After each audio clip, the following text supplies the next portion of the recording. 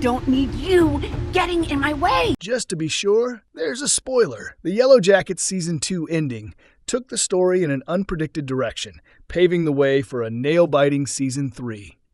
Yellowjackets Season 2 has been full of surprises and shocking revelations, providing answers to long-held mysteries such as the meaning behind Travis's note to Natalie, the idea that the wilderness is an influential entity, and much more. The finale began with the assumption that one of the adult survivors must die to satiate the wilderness's growing need in the 2021 timeline. However, things didn't necessarily go according to plan. Within that mix, other high-stakes plots played out, and came to satisfying conclusions. The police were hot on adult Shauna's tail for the murder of Adam Martin for most of the season. What Misty's boyfriend, Walter Tattersall, was truly up to was explained, and the official sacrificial cannibalism ritual depicted in the 1996 timeline was finally established in full. All of these things collided in Yellowjackets Season 2, Episode 9. Which saw equal parts triumph and heartbreak for the remaining adult survivors. After the Yellowjackets Season 2 ending, only one thing is still certain. The wilderness hasn't finished its work in the past or the present. Do you hear that? Hear what? Welcome to Movie Spy. Why Travis ate Javi's heart. The act of cannibalism honored his brother's sacrifice. When the girls returned with Javi's body after he drowned in Yellowjackets Season 2, Episode 8, no one was more distraught than Travis. Natalie assuredly had her own guilt to assuage after letting him die, but Travis was indeed the one that suffered the loss the hardest. He tried to explain the scope of the destruction they were causing to Van, who in turn convinced him that his brother's death was a sacrifice to save the remaining survivors and that he should honor Javi's sacrifice and death. Therefore, Travis took this conversation to heart and engaged in cannibalism with the rest of the group. Shauna presented Travis with his brother's heart to eat first, almost as a signal to the rest of the group that if Travis was okay with consuming Javi, then the rest of them should be too. Travis ate Javi's heart to prove his loyalty to the group and honor his brother's sacrifice. The moment proved that Travis had fully fallen into his beliefs of the wilderness as an entity and that these sacrifices were both necessary and beneficial to their survival. He saw Javi as a martyr rather than a tragic victim and justified eating his brother by throwing himself into this belief. How Natalie became the original antler queen. Lottie believed the wilderness had picked Natalie. One of the biggest twists in the Yellowjackets Season 2 ending was that Natalie was the original antler queen, not Lottie. It seemed as though the whole series was suggesting and building up to Lottie being the antler queen, but when she would be revealed in her official garb for the first time, it wouldn't have been all that surprising. However, in Yellowjackets Season 2, Lottie decided to step down and give leadership over to Natalie, leaving Shauna somewhat jealous. Looking back, Lottie's insecurities as a leader had been building as proven by her mall vision earlier on, but no one expected her to pass the buck. Lottie chose Natalie because she believed that Nat was always the wilderness favorite. She cited the fact that the team tried to kill her when she drew the Queen of Hearts, but the wilderness wouldn't let them. There were signs that pointed to the wilderness favoring Natalie, such as her being the lead hunter. While Lottie was the first to communicate with the wilderness, the survivors had all learned how to do that, so they didn't need her guidance anymore. It's possible that Natalie's not being so swayed by groupthink made her more of a natural leader than a follower, which could be another reason Lottie deferred to her. Walter's plan to end the Adam Martin investigation explained. Blackmailing Saracusa was key.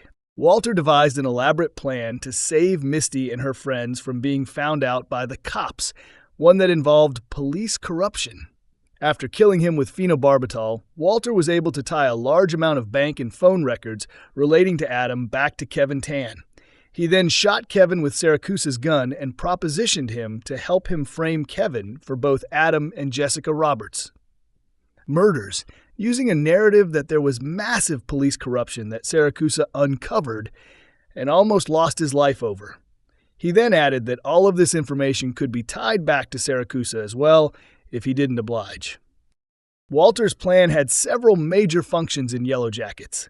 First, it proved his allegiance to Misty.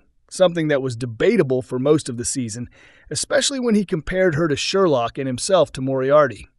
Second, it showed that Walter himself wasn't above murder and probably shared in his girlfriend's psychopathic tendencies.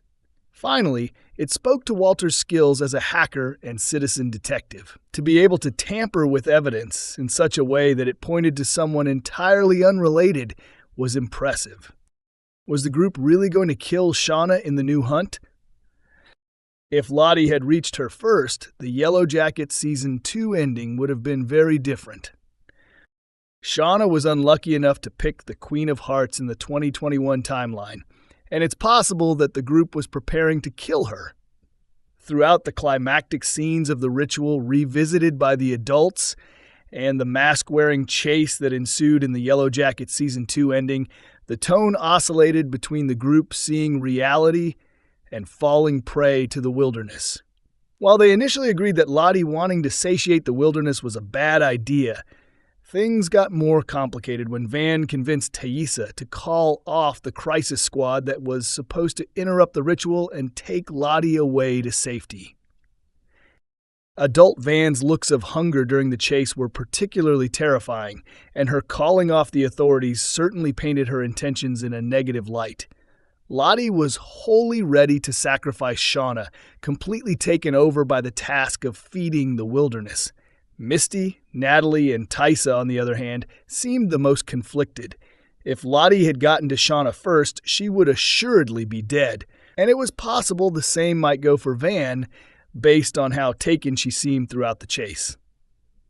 Whether the others would have done it is questionable, but Shauna was nevertheless in real danger.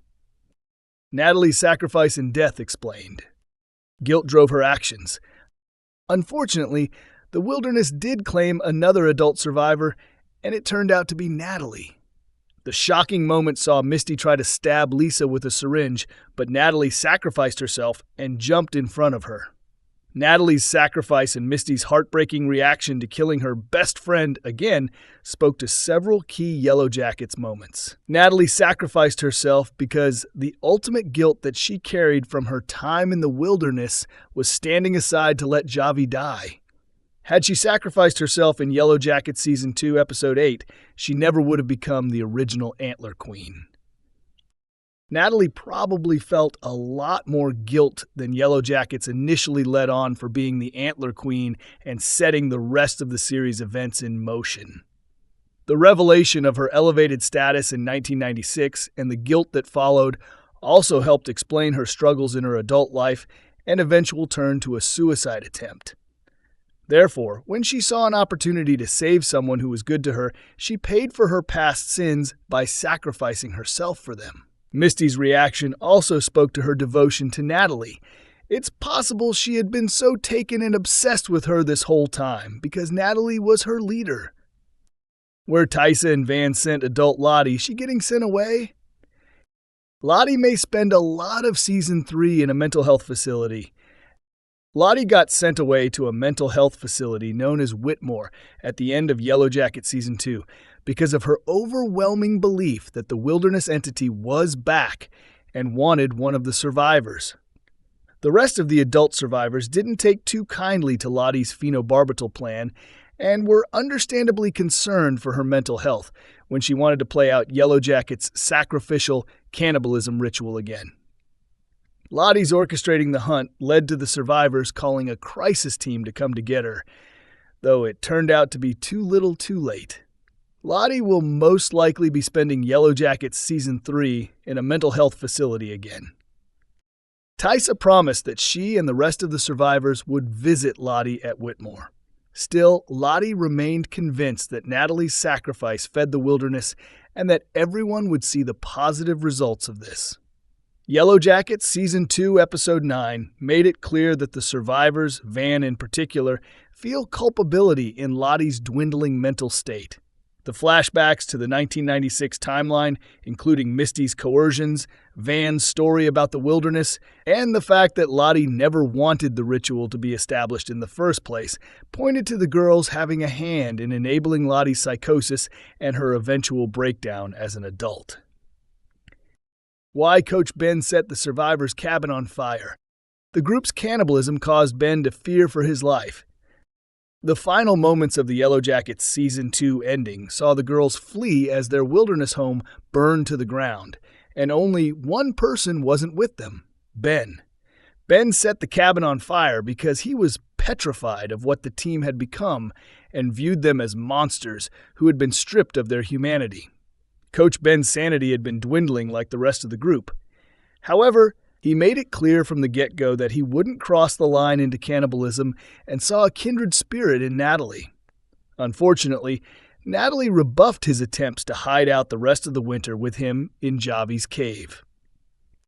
Between witnessing Javi's corpse being dissected, realizing that the one person he found a kinship with has gone to the dark side, having haunting visions of the life he could have had, and seeing that the team is now sacrificing one another, Ben has finally had enough. He believed that the team was now too far gone to see reason and stop their bloodshed, and they had now become a full-blown cannibal cult capable of extreme violence. For his own safety, he decided to burn their cabin down to stop the madness from going any further, and is presumably hiding in Javi's cave. The real meaning of Yellowjackets Season 2 ending. Season 2, Episode 9 reminded viewers how little they still know. Yellowjackets Season 2, Episode 9 is imbued with much deeper meaning than the scares on the surface, though it is also an effectively simple horror show as well. The Yellowjackets Season 2 ending was something of a turning point for the characters, as reveals not only answered questions, but also posed even more mysteries going forward. Most importantly, the ending proved that there is something special about the young survivors, and it continues to haunt them in the present. If Yellowjackets has revealed anything about itself, it's that almost nothing is what it seems. How the Yellowjackets Season 2 ending sets up Season 3. There are many more mysteries to come. The Yellowjackets Season 2 ending set up numerous plot threads for Season 3 and a whole host of new mysteries. First and foremost, the adult survivors will be dealing with the fallout of Natalie's sacrifice and death.